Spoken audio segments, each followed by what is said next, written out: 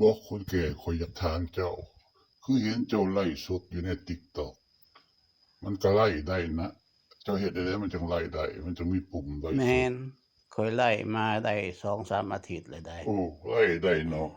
เจ้าเฮ็ด มั ได้ นก็ไล่ได้หั้นแหละก็ซื้อซิมไทยมาใส่มันก็ไล่ได้แล้วล่ะ ซื้อซิมไทยมาใส่แล้วไล่ได้โลดติ ก็ได้หั้นแหละซื้อซิมไทยมาใส่ปุ่มไล่สดมันก็ขึ้นมาโลด ซื้อให้ลูกซื้อ แต่ ซิม ใช้ ให้ Wi-Fi ได้ ลองเบิ่ง เพราะมันบ่มีเครือข่ายได้อยู่ข่อยบางมื้อข่อยก็ไล่บางมื้อข่อยก็บ่ไล่ Wi-Fi ก็บ่แน่นอนอยากตายก็ตายอ้าวมื้อนี้ก็ตายอีกเลย ข้ เด้ อยก็อุกคือกัน ตั้ง 2-3 มื้อก็เอามาแปล เปลี่ยนระบบ ตาย ใหม่ อีก เถ บ่ อะ นี่ เอาว่าเขาอยู่ในเทลอีกเป็นหยังคนแก่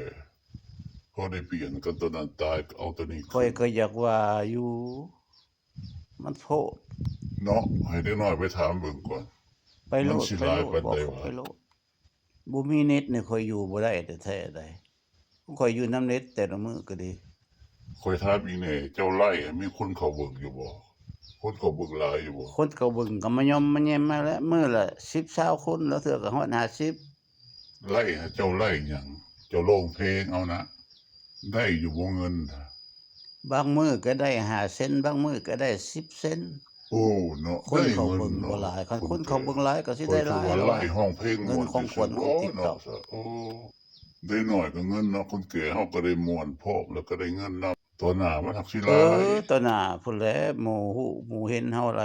ลายเทื่อหลายที่หมู่มักสิเข้ามาเบิ่ง แหละของเฮาก็เริ่ม หมู่เบิ่งแล้วหมู่ก็ส่งของขวัญให้เฮา ให้ผู้ท่านฮู้ เฮาก็ส่งของขวัญให้หมู่คือกันได้บ่แม่นสิท่าแต่หมู่ส่งให้ตัวเองได้ ก็ส่งให้คือ อ กั ยาน กปักตะกร้าขายสินค้าก็ได้คัน ยัง เฮ็ด บ่ทั ได้ นว่าดอก ข่อยว่าไล่เอาเงินรางวัลนี่ดีกว่าบ่ได้ลงทุน นี่ นี่หยั ค ง นแก่เข้าใจ เริ่มแล้วแหละซื้อซิปมาแล้วแหละ